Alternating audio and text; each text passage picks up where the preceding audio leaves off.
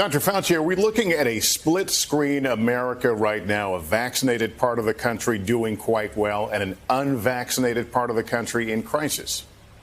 You know, unfortunately, I think we are looking to some sort of version of that, essentially two Americas, an unvaccinated, at-risk America and a vaccinated America that, relatively speaking, is quite protected against infection, including by the Delta variant, which has a great capability of spreading from person to person. As you know, Los Angeles County has reinstituted its mask guidelines for indoor use for vaccinated and unvaccinated people. Is there a risk for confusion here or raising questions about the efficacy of the vaccines?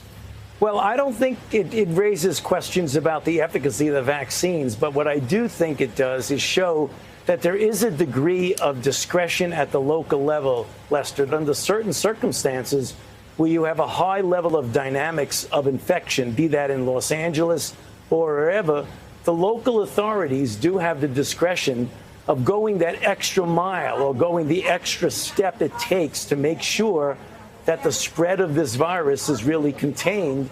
And they do that by saying that everyone should wear a mask. Thanks for watching our YouTube channel. Follow today's top stories and breaking news by downloading the NBC News app.